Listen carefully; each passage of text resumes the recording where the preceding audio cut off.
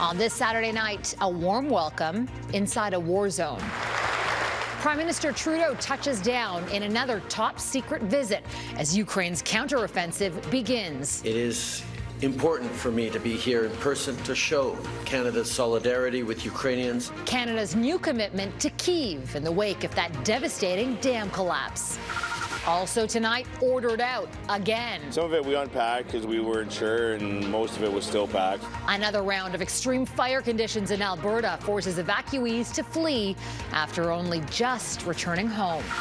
Plus, holding the reins in Alberta. Healthcare workers should be very nervous in this province. The Conservative Balancing Act and what the province's new cabinet says about the road ahead.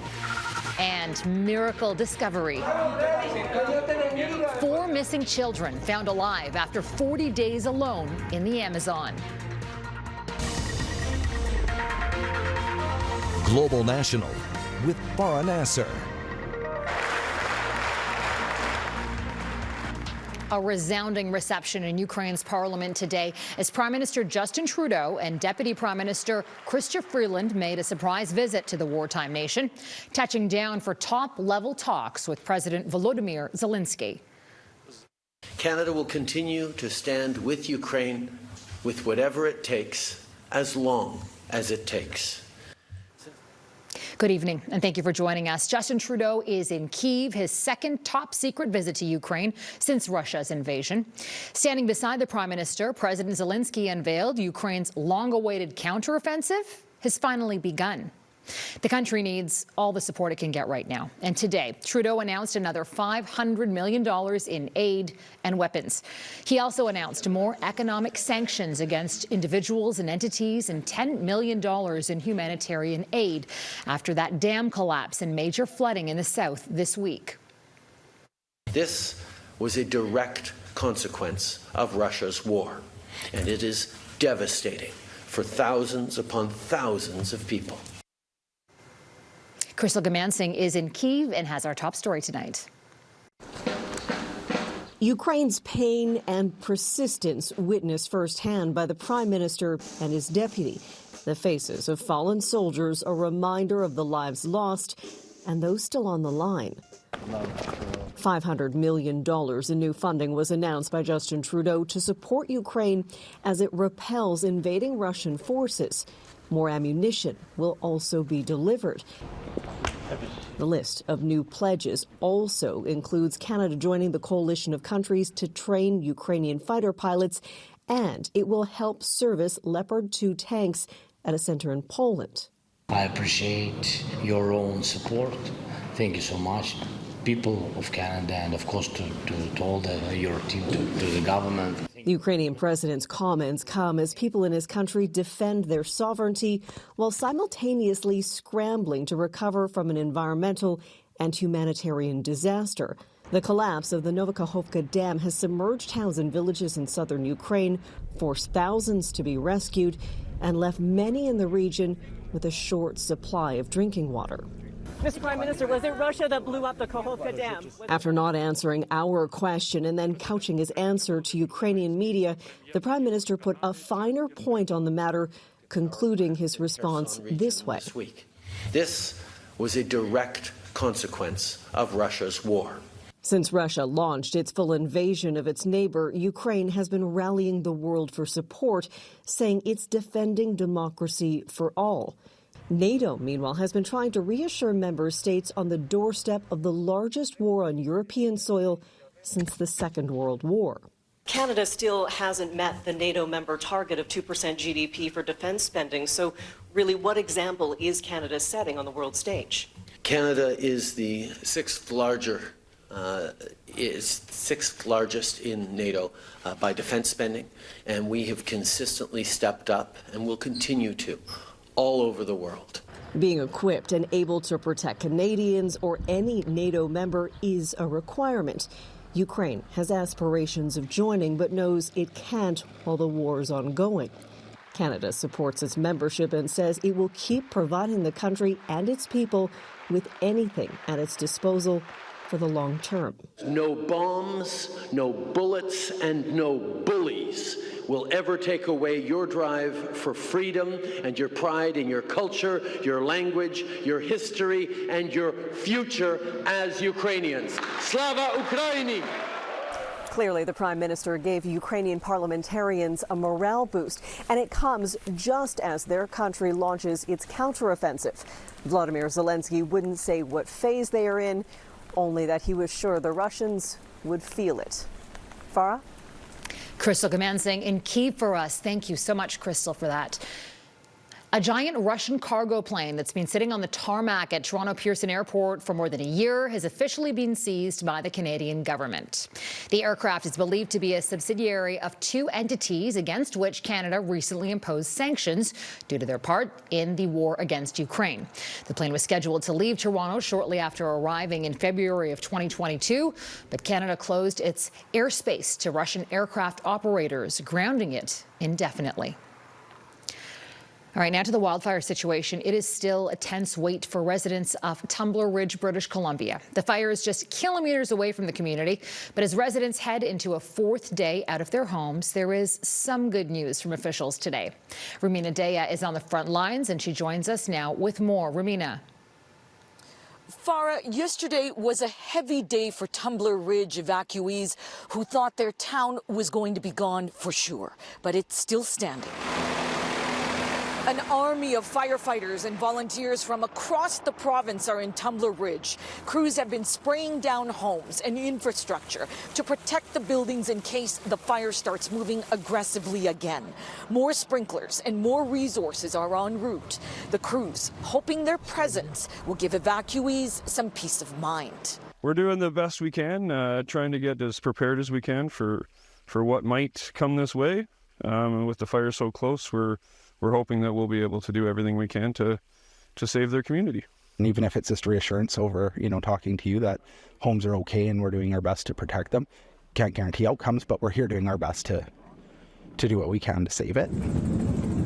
2,400 residents were ordered to leave their homes Thursday when the fire exploded. The blaze currently about 4 kilometres away from town. While it looks like a normal day today, it's dangerously deceiving. The sprinkle of rain, not enough to make a dent. The risk is still very high, that doesn't change the fuel content or the moisture in the ground. So it feels good, but we're not there yet.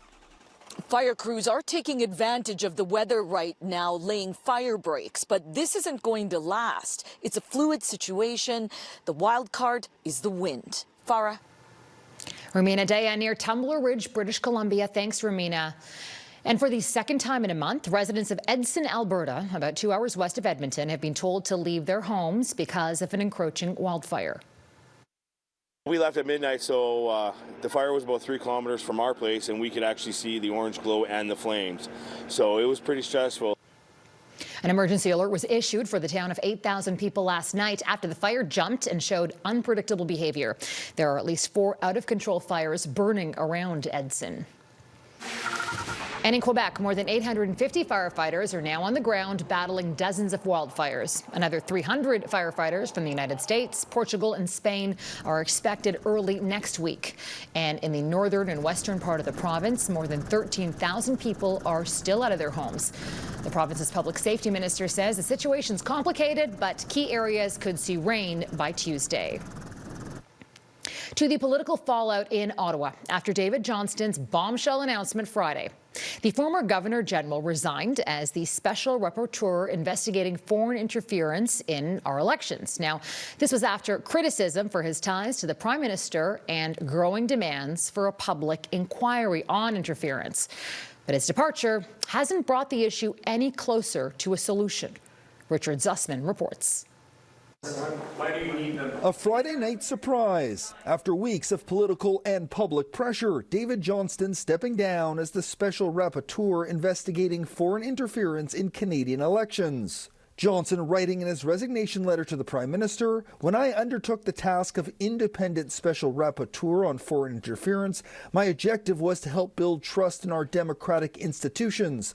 I have concluded that given the highly partisan atmosphere around my appointment and work, my leadership has had the opposite effect." We had tasked David Johnston to do the report that he did and make recommendations. He did excellent work. Now we're looking at the next steps. This rapporteur process needed to end, and we need to have an open, public, transparent inquiry. In his initial report, Johnston concluded a full public inquiry was not a suitable option, but the federal government says it's now considering all options and challenging the opposition.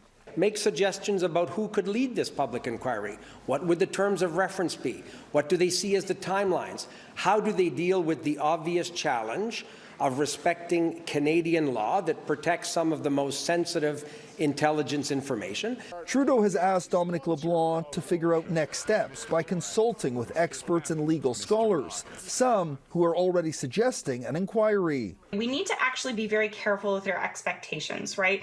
Foreign interference is some of the most close-hold intelligence that the government actually has, and we've seen that in the various leaks that have come out. Johnston's work was overshadowed by opposition concerns about his relationship with the Prime Minister and his family. Now that he's gone, experts say it's time for politicians to work together. These people have it within them to do it. They need to resist their worst instincts and get on with the job to which they are elected. And now, Farah, all parties want some input in terms of who's going to be in charge next. The federal government says it's crucial to do it right the second time to ensure there's trust from the public in our institutions. Farah? Thank you, Richard. That's Richard Zussman reporting from Victoria. And for the West Block this week, our Ottawa Bureau Chief Mercedes Stephenson also sat down with Intergovernmental Affairs Minister Dominic LeBlanc. As Richard mentioned, he's now tasked with helping the government figure out another approach to addressing foreign interference. And here is part of that conversation. So that consultation would be for a special rapporteur or for someone to lead an inquiry? Somebody to lead a public process. Public inquiry or public process? Again, and that's a good question. So let's see if the opposition parties come forward with serious suggestions around how an inquiry could be set up. But why is that their job? You're the government. That's kind of like me saying my viewers should write my questions and send them to me. So that if you want me to ask those tough questions, you need to give them to me. Aren't you the government? Isn't it your job to figure out how to do this? Well, they all voted together last week, Mercedes, to say that the opposition leaders should suggest somebody to lead this inquiry. That was the NDP motion they all voted for last week. So tell us who it is. Tell us what the terms of reference would be. I mean, we believe there should be a public process going forward, as Mr. Johnston recommended. We're prepared to consider all options. The Prime Minister said that some months ago. We'll say that again. But they've got to do more than simply demand a public inquiry. We're not going to set up something. They don't, though. They're the opposition and you're the government. Right. It's up to you to set up the processes here, right? And you could have called a public inquiry from day one. But we asked Mr. Johnston to evaluate all of these circumstances, which he did in a thoughtful way. They decided to attack him on a partisan basis. We think that was disgraceful. We're not going to get somebody credible to come forward. And you can see that entire conversation tomorrow on the West Block, right here on Global. Shaping Alberta's future. Coming up, Premier Danielle Smith's new cabinet and the key positions signaling a power shift to the right. After triumphing in the Alberta election, Premier Danielle Smith's new government will take the summer to develop policy before returning to the legislature this fall. And if the makeup of her new cabinet is any indication, that policy could be fueled by more right-wing ideology than anything the province has seen before. Heather Yurex-West reports. I, Brian June, do solemnly and sincerely promise and swear. It is the first act of Alberta's newly elected United Conservative government, and the faces chosen to form Danielle Smith's next cabinet begin to tell a story about the planned road ahead. What struck me the most is the strong experienced voices that she's tapped to be in her cabinet. Just signals to me that she's after experience and stability. Welcome to another miracle on the prairies. The UCP may have won another majority government, but many former cabinet ministers in Alberta's two big cities lost their seats. Calgary and Edmonton are still represented in the new 25-seat cabinet, with 9 seats going to Calgary MLAs and 3 to representatives from the so-called Edmonton Donut, bedroom municipalities like Sherwood Park and Spruce Grove. Far from having gender parity, there are just 5 women in the new cabinet, including Premier Smith, with Brian Jean and Rebecca Schultz heading up the 2 roles that the federal government will need to work with closely as it pursues climate initiatives. Jean, a former leader of the further right-leaning Wild Rose Party from Fort McMurray, becomes the new energy minister, while Rebecca Schultz, a more moderate conservative, takes on environment. I, Adriana LaGrange, do solemnly and Healthcare will be handled by Red Deer MLA Adriana LaGrange. I think there's certainly further right elements. I mean, putting LaGrange into health is absolutely terrifying. If she brings her ideological bent to health the way she did to education, I think that healthcare workers should be very nervous in this province. LaGrange's work with Pro-Life Alberta prompted Smith to make a public promise Friday that Alberta's abortion rules would remain unchanged. Limiting future tax hikes will be priority 1. But Smith says healthcare reforms and energy industry protections will follow. I have a very ambitious agenda, and we have a lot of work to do for Albertans. The new Alberta government in place to get that work done. Heather Yurex, West Global News, Calgary. Ahead, counteroffensive challenges. After the break, I speak with a Russian foreign policy expert about Russia's ongoing aggression, but also the blame game over that dam blast and the end game.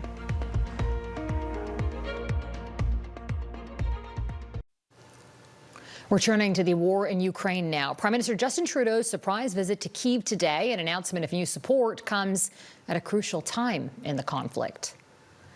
After rapid Russian gains at the onset of the war, Ukrainian forces made steady progress regaining territory.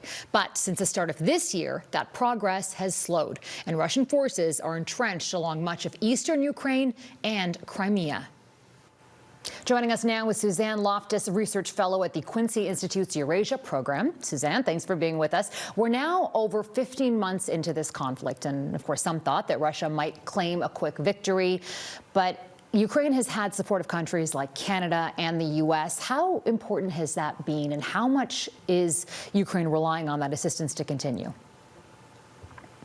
Ukraine is heavily relying on that assistance right now in its efforts at defending itself against Russian aggression. It has been the most important source of support from NATO countries, and it has enabled and allowed Ukraine to properly defend itself. Without that support, the Russians would have been able to advance much further than they already have. And this includes not just military support, but also humanitarian support.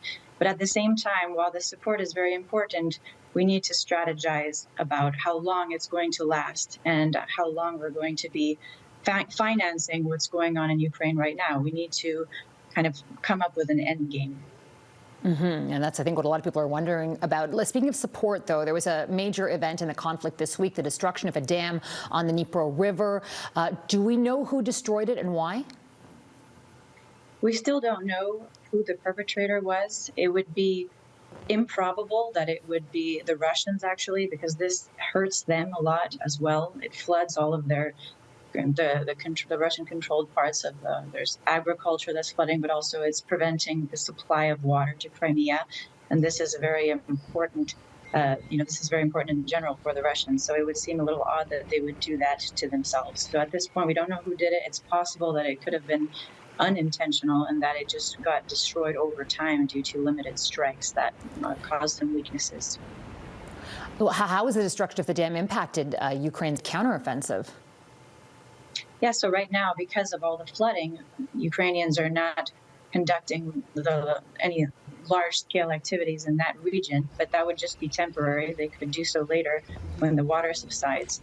At this moment, the main counteroffensive movement and activity has been seen mostly in Donetsk. We've also seen some in Zaporizhzhia, Soledar. But this is also not quite the major units are not quite sent yet. This is more of a preliminary phase to kind of test Russian vulnerabilities, and so we're yet to see a major activity. You know, you touched on this a bit earlier, but both sides appear entrenched. Are there any options for an exit from this conflict? Well, at this moment, both sides are extremely far away from one another in the sense that there doesn't seem to be any type of middle ground possible between the two. And at the same time, there's also what appears to be somewhat of a stalemated situation on the ground where both sides are making very small gains or small losses. Suzanne Loftus from the Quincy Institute's Eurasia program. Thanks so much for being with us. Thank you for having me. Next, missing for 40 days and feared lost forever. The remarkable rescue of 4 young children from the Colombian jungle. A powerful moment in Colombia. More than a month after a small plane crash, 4 young siblings have been rescued from the rainforest. It may be home to jaguars and rattlesnakes, but it's the small footprints that searchers found that gave them hope the children were still alive. In an instant, weeks of fear and uncertainty turned to joy and relief for the grandparents of 4 children as they learned the siblings are alive. The children, 13, 9, 4, and a now 12-month-old baby, were found in the inhospitable Colombian jungle, not far from where the small plane they were on crashed 40 days ago. Their grandfather telling reporters he's delighted at the remarkable turn of events. The Cessna 206 was carrying 7 people when it issued a Mayday alert due to engine failure on May 1st. 3 adults, including the pilot and the children's mother, died in the crash. The search within the dense jungle was dubbed Operation Hope. At one point, rescuers found discarded fruit the children ate to survive, as well as improvised shelters, but no sign of them. Then, last night when they were found, the Colombian military shared this photo with soldiers.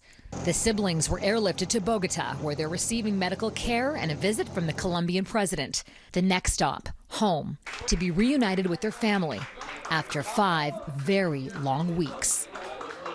Incredible. And that's Global National for this Saturday night. I'm Farah Nasser. Tonight's Your Canada is Jasper, Alberta. Until tomorrow, take care of yourselves and take care of each other. Good night.